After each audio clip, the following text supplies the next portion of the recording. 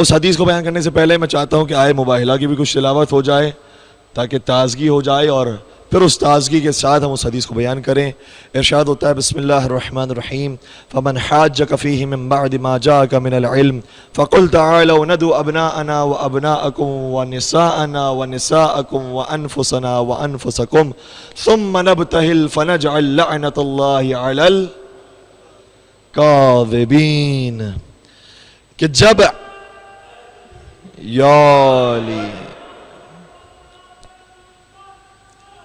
اللہم صلی علی محمد وآل محمد، جب علم کے آ جانے کے بعد، علمی گفتگو ہو جانے کے بعد، استدلال قائم ہو جانے کے بعد بھی وہ ضد پر اڑے رہیں تو پھر آپ یہ کہیں تعالوا آ جاؤ، ندعو ابناءنا و ابناءکم، ہم اپنے بیٹوں کو لے کر آتے ہیں، تم اپنے بیٹوں کو لے کر آؤ، ونساءنا ونساءکم، ہم اپنی خواتین کو لاتے ہیں، تم اپنی عورتوں کو لے کر آؤ، وانفسنا وانفسکم، ہم اپنے نفسوں کو لے کر آ رہے ہیں، توجہ فرمائیے گا، ہم اپنی جانوں کو لے کر آ رہے ہیں، تم بھی اپنی جانوں کو لے کر آ جاؤ، ثم نبتہل، اور پھر ہم مباہلہ کرتے ہیں۔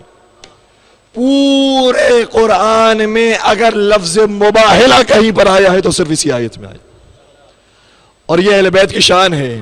اہل بیت کی شان یہ ہے کہ پورے قرآن میں اگر کوثر کہیں پر آیا ہے تو حضرت زہرا کے لیے، پورے قرآن میں اگر یطہرکم تطہیرا آیا ہے تو صرف اہل بیت کے لیے آیا، اور پورے قرآن میں اگر لفظ مباہلہ آیا ہے تو یہی آئے مباہلہ میں آیا ہے۔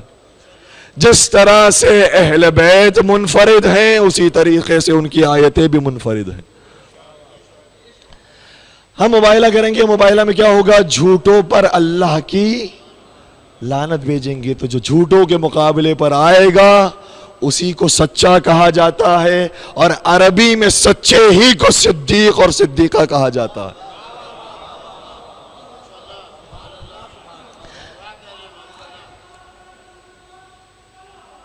اللہم صل۔ اب کہیں اور جانے کی ضرورت نہیں ہے، کہیں اور تلاش کرنے کی ضرورت نہیں ہے، اسی میدان میں صدیق بھی ملیں گے، صدیقہ بھی ملیں گی۔ جب یہ آیت نازل ہوئی تو اس آیت کی تفسیر میں، تفسیر کبیر میں امام فخر الدین رازی نے کچھ احتمالات لکھے ہیں کہ یہاں نفس رسول سے مراد کیا ہے۔ کیا نفس رسول سے مراد مرد ہونا ہے یا نہیں؟ نفس سے مراد جان ہونا ہے، نفس سے مراد عین رسول، شبیہ رسول، آئین رسول، یہ مراد ہے۔ تو اس مراد کی تقویت کے لیے اور تائید کے لیے ایک حدیث پیش کرتے ہیں، اور کہتے ہیں یہ حدیث میرے علم کے اندر نہیں تھی، ایک اور عالم نے اسے بیان کیا ہے اور مجھے صحیح معلوم ہوتی ہے۔ محمود حمصی نے اسے روایت کیا ہے، اور میں بھی اسی استدلال کو قائم کر رہا ہوں۔ امام فخر الدین رازی نے اس حدیث کو لکھا ہے، اور یہ بھی نہیں کہا کہ یہ حدیث جھوٹی ہے یا اس حدیث کو میں رد کرتا ہوں، اس استدلال کو میں نہیں مانتا ہوں اور علی کو نفس رسول نہیں مانتا ہوں، یہ بھی نہیں لکھا ہے۔ اس کا مطلب یہ ہوا کہ خود امام فخر الدین رازی علی کو نفس رسول بھی مانتے ہیں۔ کون سی حدیث بیان کی؟ وہ حدیث آپ سب کے اذہان عالیہ کے اندر ہوگی، لیکن میں لفظ با لفظ اسی کتاب سے بیان کر رہا ہوں کسی خیانت کے بغیر۔ کہتے ہیں کہ نبی اکرم نے ارشاد فرمایا من اراد ان یرا آدم فی علمہ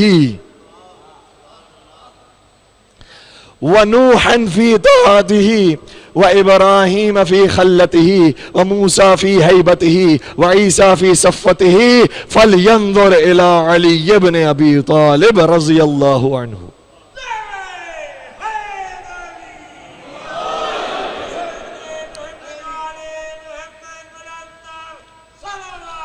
اللہم صلی علی۔ کہتے ہیں یہ حدیث علی کے نفس رسول ہونے پر دلالت کرتی ہے۔ کیوں؟ وجہ کیا ہے؟ توجہ فرمائیے گا۔ کیا وجہ اس لیے ہے کیونکہ خاتم النبیین 1,23,999 انبیاء کے مولا ہیں، سب کے سید و سردار ہیں۔ جب وہ سب کے سید و سردار ہیں تو حق بنتا ہے کہ جو ان کا نفس ہو وہ بھی سبھی کا سید و سردار ہو۔ اور وہ سب کا سید و سردار اسی وقت ہو سکتی ہے گا جب اسی کے اندر آدم کی شان بھی نظر آئے، نوح کی شان بھی نظر آئے، ابراہیم کی شان بھی نظر آئے، موسیٰ کی شان بھی نظر آئے، عیسیٰ کی شان بھی نظر آئے، جب 1,23,999 انبیاء کی شان ایک ہستی میں نظر آئے، سمجھ جانا وہ ہستی وہی ہے جو خاتم الانبیاء کا نفس ہونے کے مقام پر ہے۔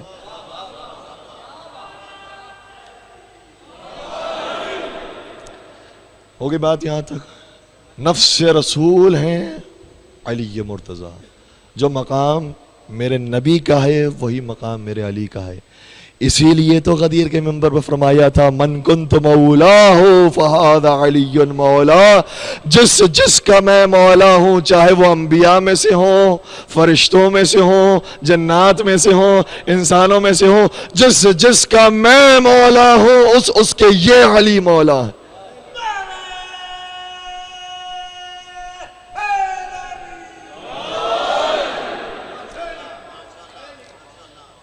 جب میں نے اس روایت کو بیان کیا تو یقیناً نوجوانوں کی بھی توجہ ہوگی اس پر کہ آخر میں انہوں نے کیا لکھا، فَلْيَنظُرْ إِلَىٰ عَلِيِّ بْنِ أَبِي طَالِبْ رَضِيَ اللَّهُ عَنْهُ، تو وہ نگاہ کرے علی ابن ابی طالب رضی اللہ عنہ کی طرف۔ تعجب ہے، ابھی آپ نے بیان فرمایا کہ علی کے اندر اگر دیکھنا ہو تو آدم بھی دکھائی دیں گے، نوح بھی دکھائی دیں گے، ابراہیم اور عیسیٰ بھی دکھائی دیں گے، اور موسیٰ بھی دکھائی دیں گے۔ مجھے یہ بتائیے جب آدم علیہ السلام کہتے ہیں تو علیہ السلام کہتے ہیں یا رضی اللہ کہتے ہیں؟ آدم علیہ السلام کا اکیلے نام لیا جائے تو علیہ السلام ہوتا ہے، رضی اللہ نہیں ہوتا۔ نوح علیہ السلام ہوتا ہے، رضی اللہ نہیں ہوتا۔ ابراہیم علیہ السلام ہوتا ہے، رضی اللہ نہیں ہوتا۔ موسیٰ علیہ السلام ہوتا ہے، رضی اللہ نہیں ہوتا۔ عیسیٰ علیہ السلام ہوتا ہے، رضی اللہ نہیں ہوتا۔ جب 1,23,999 انبیاء کے نام لیتے ہو تو علیہ السلام کے ساتھ لیتے ہو، اور سب کا مجموعہ جس ذات میں آ جائے اس کا رضی اللہ کے ساتھ نام لیتے۔ اور اس بل کو پاکستان کے اندر بھی پاس کروانے کی کوشش کی گئی تھی، جو اکثریت سے رد کر دیا گیا کہ نہیں، علی کے نام کے آگے علیہ السلام لکھ سکتے ہیں، رضی اللہ لکھنے پر کوئی پابندی نہیں ہے، اور اگر کوئی لکھتا بھی ہے تو کوئی اعتراض بھی نہیں ہے۔ لیکن مجھے بتائیے کہ اگر کوئی یہاں پر پی ایچ ڈی پروفیسر آ جائے تو اس کا تعارف اس طرح سے کیا جائے گا کہ انہوں نے بہت اچھے نمبروں سے میٹرک کیا تھا، یا اس طرح سے کیا جائے گا کہ انہوں نے بہت اچھے نمبروں سے ڈاکٹریٹ کیا تھا؟ بھائی جس کا اعلیٰ مقام ہوتا ہے اس کا تعارف بھی اعلیٰ مقام سے ہوتا ہے، نچلے مقام سے اس کا تعارف نہیں ہوتا۔